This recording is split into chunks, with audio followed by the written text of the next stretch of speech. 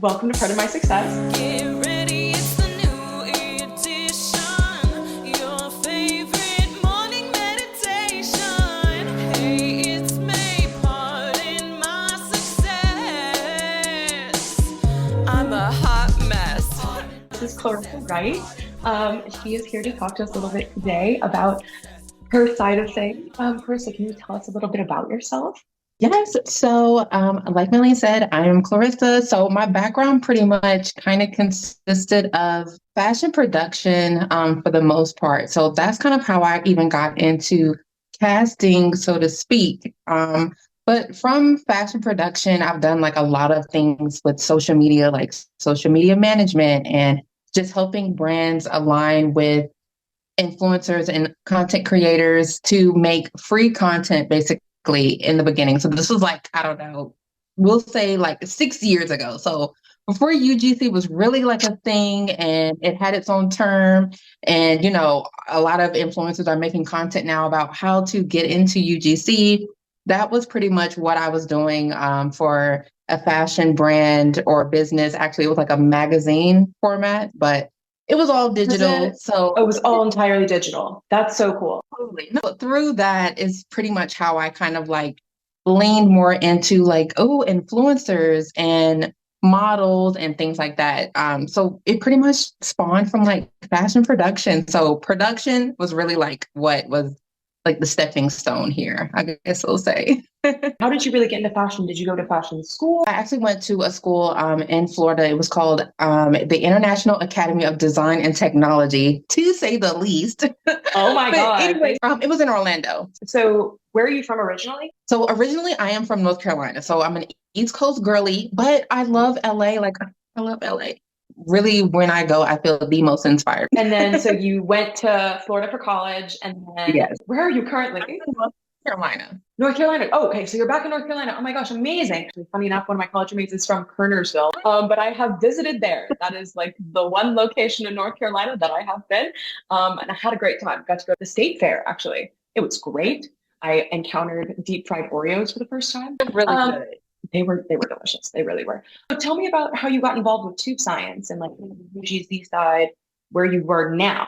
So before, like I was saying, like I was pretty much doing that for like the digital magazine I was working with. And then I actually started freelance social media managing on my own. So once I was doing that for a while, it was great and everything. But I like career goal wise, I really wanted to work with an agency that had clients that were brands that I've already were familiar with. I've already, an advocate for, already used. During that search is how I pretty much came across tube science. And it was a little interesting. I mean, I was like scouting them out and everything. And then they actually reached out to me. So it was like, oh, I was already, interested in you guys. And then you guys are reaching out to me. So from there, I mean, it's been amazing working with them and being able to find all of these phenomenal talent, not just influencers, but actors and, just other digital creators in this space and kind of, build relationships. So it's been great. I know on like kind of a base level, just having done some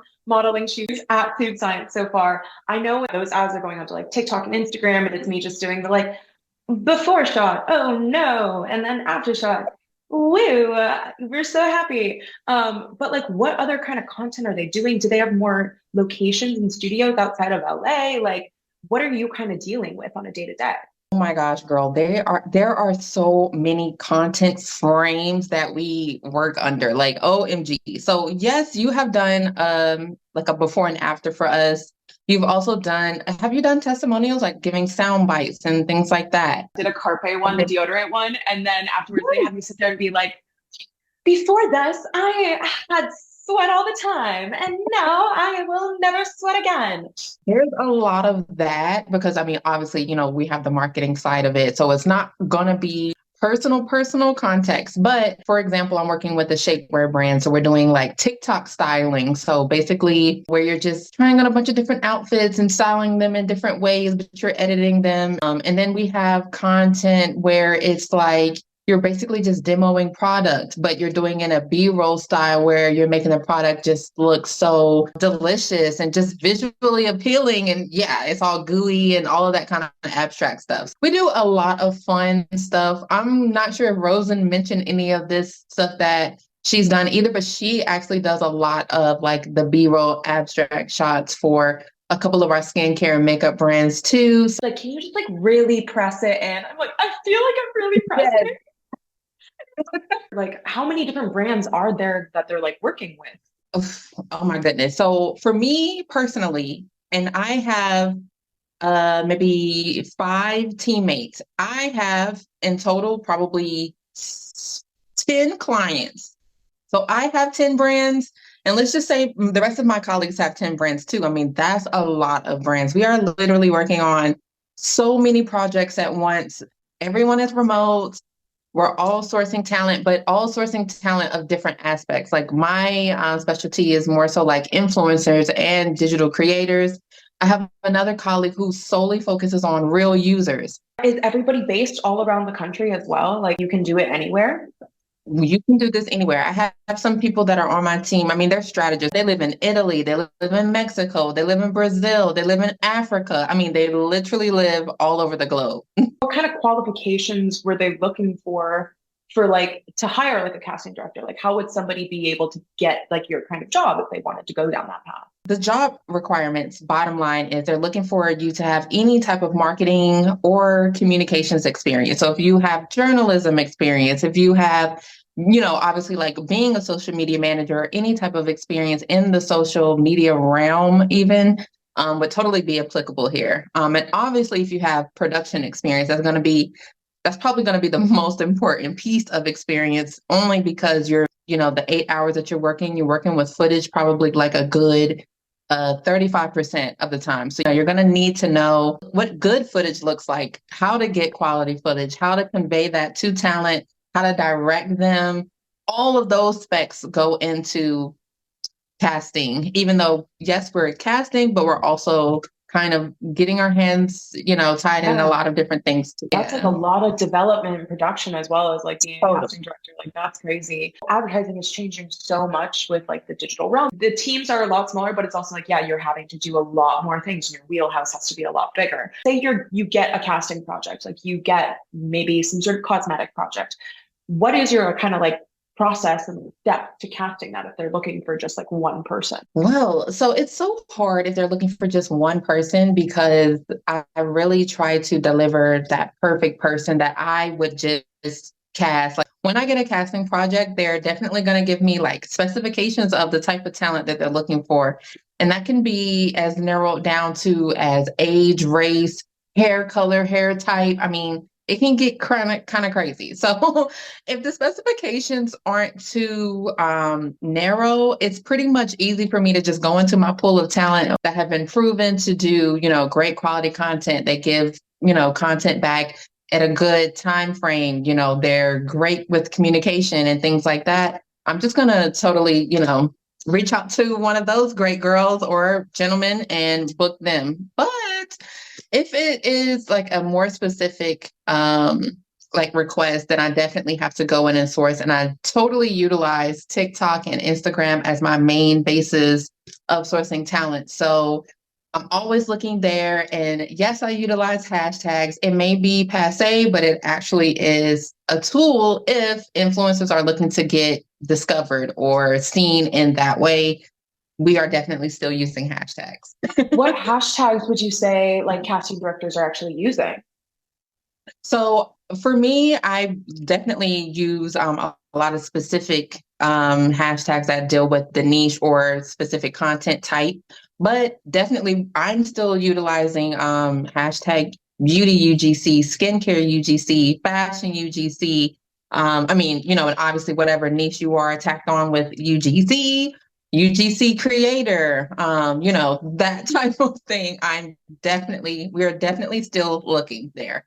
Okay, that's really good to know. Like, I feel like hashtags have really kind of gotten a little passe because it's like a lot of people Totally. don't really want to put them on. Like, Yes. everything Yes. now about how things look and you don't want to come off a certain way. If you're a creator, you're building your portfolio. I mean, if you're not in that space of building your portfolio, great. But if you are in that space of, I'm still trying to build my portfolio out and I really want to grab the attention of other brands, then you're going to have to still, utilize some of those baby steps. And that is building out a good hashtag forum. Or if you're, getting into SEO, the keyword thing is still great. And there are tons of ways that you can hide your keywords behind your content. On Reels and stuff, I know there's like, you can put like categories, but what do you mean by like a keyword? Let's just say you don't want to use the hashtag formats and you just want to, hide your keyword. It'll still show up as SEO. So basically, like we can even take skincare UGC. So you don't need to put the two words together like a hashtag. You just put skincare UGC, put it behind your content in your reel. So you can kind of like hide it in the corner, like make it super, super tiny, small. You kind of just, like literally like a, in your story type of thing. Got it. Yes. Oh. So when we go to search, like when we utilize the search bar and we're still typing in hashtag UGC, it's still going to come up. Even if we don't put in the hashtag UGC or skincare UGC or whatever you use, it'll still show up under that. That is a crazy life hack. I'm about to be like, everyone's gonna be like, is this a word search? Like, why can I see like a full paragraph hidden?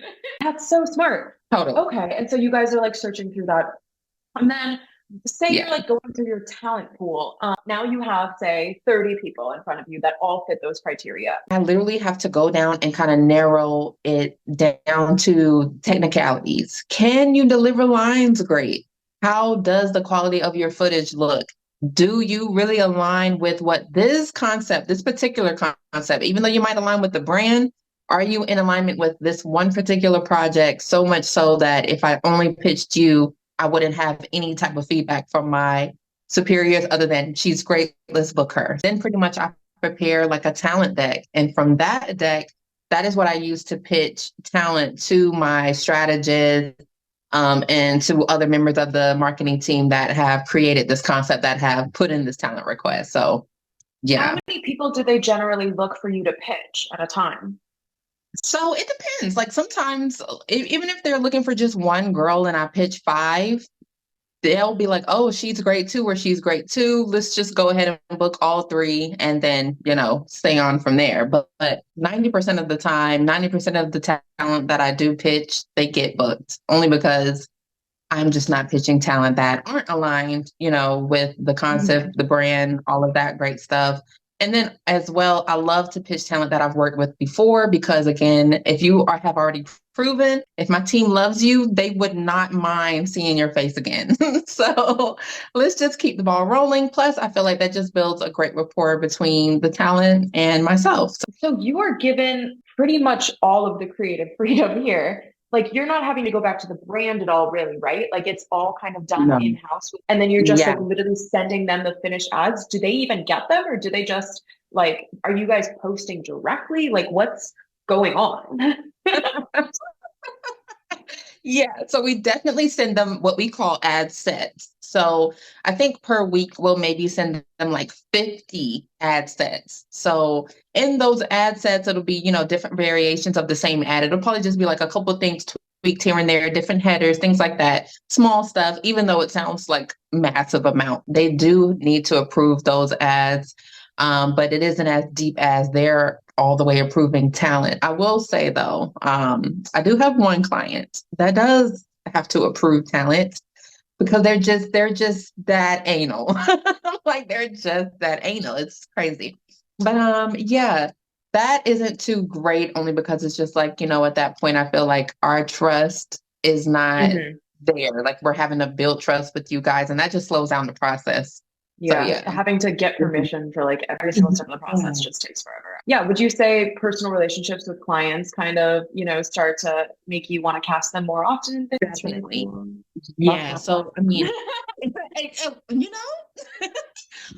But girl, like you have no idea. Sometimes talent is just so unaware that they're directly speaking to the person that holds a lot of the power of their booking. So it's like, you really have to be so aware that this is a lot of customer service. Like, I mean, or whatever you want to call it, PR or whatever. This is a lot of talent relations. Like, you Mhm. have to build these relationships with people. Sometimes people just come off in a way that is just not as friendly or just not in a way that it's like, okay, do you really want to work on this project? Or is this like something that you're just wanting to do because you're really, really bored or what, girl? But it's like, if you continue to build relationships with agencies, I mean, personally, I probably book like 20 talent a month. And that could be one of you, like, that could be you in this 20 every month getting booked, but it's like, it just needs to be proven, I guess, to say. It's definitely a niche. I can definitely see that there are people that I know that probably wouldn't enjoy it maybe as much as like somebody I love just standing there and like hanging out and just chatting. Like it's me and Rosen have become such good friends. Like I was at her album release party, like we hang out, like I'm interviewing her for the pod next week, actually, funny enough. Yeah, there are some people that it's just like aren't necessarily as good at being able to wear all of the hats that they have to wear at the same time. Yeah. And it's hard. There's a lot of content on TikTok right now just surrounding the concept of you can make, $1,000 a month doing UGCs or, whatever astronomical number that they're putting out there, but they're really not giving you the facts. And the facts are this is work just like anything else is. This isn't, I'm gonna just point my camera here and it's gonna be great because no. Yeah. Like this is work just like anything else is. So I think some people they get excited and then they lose momentum when they get a brief and they realize, oh, this is okay. This is real job. work. Yeah. Yeah. Like you're going to do a job. I love everything you're doing. You're so sick. Do you have any other like advice for any young people starting in the business, like for digitals or like do's and don'ts for like what to wear for, castings or callbacks or anything like that? Totally. Oh my gosh, I have so much advice. Where do I Give it all start? to me. Give it all. So I will say, like, if you're really, really serious about content creation, I would totally sign up for one of these platforms out here that directly connect you with the brands. Like I think Coley, Influencer, Grin. There's tons of them. Like, what are they agencies for? So these are actual like platforms for these types of UGC projects. So if you want to Okay. start, yeah, getting more projects, but I would totally connect with some of these platforms and start to build a portfolio. That would be my first piece of advice there. Trying to start getting into the creator mode, I would start with the platform like this because it's for one super user friendly, especially for like a starter, someone who doesn't have a lot of experience. And then there's tons of projects you can do on these types of platforms too. You can, do projects that are not necessarily you're getting paid compensation, but obviously, you're getting paid for product. And that's great for someone just starting out to build a portfolio. I would definitely suggest like starting or signing up with one of these platforms because they just give great connections with tons and tons of brands. And so you're more likely to get booked via there opposed to straight cold pitching to someone via email. And I do not believe they make you pay to even sign up first. I think they just take a little percentage of your compensation, I believe. So great platform for beginners and for experienced creators because you can make massive money there. Another platform, Grin, may ask you to pay like a membership monthly fee, but the brands that they're affiliated with are phenomenal. I mean, like these are the top really, really good brands. I would also suggest checking that out, but only after you kind of build a portfolio. I wouldn't pay for something monthly and I'm still trying to build, Is that posting to your own accounts or is that specifically creating UGC for brands to post on their own? I like that. Specifically UGC, yeah. Outside of posting like on your own account, that's something that I don't typically deal with or delve into. Yeah. What would you say you're kind of like looking for? What kind of photos are you looking for? Yeah. So the first thing that I'm going to look for when I come to your social media page is how good your lighting is. If I come to your page and your content quality does not look good, I don't care what you're talking about, what you're selling me. Like, I don't care about none of it. I'm going to just scroll past and go on to the next one. So the first thing that anybody is going to look at is how good the quality is. And you can literally do this. The best is natural lighting, or getting a really good set of setup lights in your home. If obviously if it's dark out or raining or whatever have you, but natural lighting is going to be the best. So your lighting and your quality content is going to be phenomenal. Then probably the second thing I'm going to look at really is, can you speak to the product, or how well do you speak? Are you engaging? Like, do you have a personality, or are you boring? Because if you're boring, like, my directors are not going to be happy with that. Right. So have a personality and be authentic, but make sure your quality is like great. Clothing wise, is like, I think the usual is just like no patterns, no logos, that kind of thing. What do you think are necessary to like actually have on there? Like for somebody starting out, Unless you have really, really good B-roll quality, like top professional photographer quality photos, I would not include them in a UGC portfolio unless you're trying to be booked for that type of content.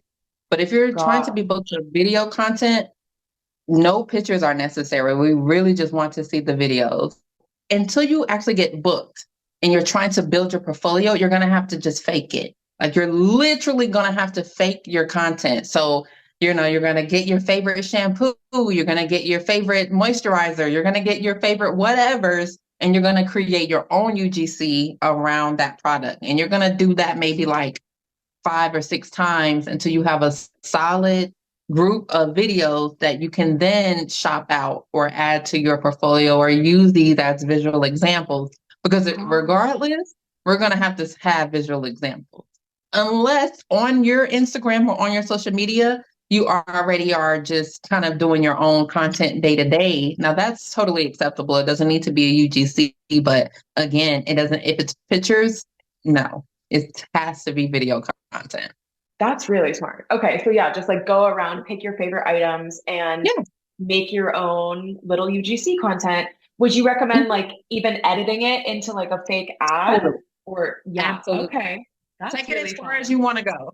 Like somebody tagged me in my own Maylee's ad on Instagram. If I screen recorded that, put that up as well as like its own thing. Absolutely. Yes, Very girl. cool. I found it. Oh my God. I literally swiped. I got an ad of my own butt cheeks today, maybe yesterday. It was really exciting. I was like, that's my butt. I was like, there it is. And I was just kind of like, I need to screen record this for the memory. So I was like, there I am. I know that's my ass. Right. I know my ass when I see it. I was like, it might be squeezing. I'm clenching so hard right now to have cellulite, but that's still my booty. No, this is amazing. You are incredible. Thank you so much for meeting with me and giving me so much advice. And like, you should start your own podcast on this. Please send me those platforms. I'm going to, have them linked down below so then people can like go start their own little UGCs if they want to. And then Clorissa could perchance stumble upon you and you could be famous next. It's going to be amazing. But I love you so much. You are so incredible. Thank you so much for talking to me today. And I hope you have the best day. Thank you, girl. Thank you for having me. Bye. Are you PMSing?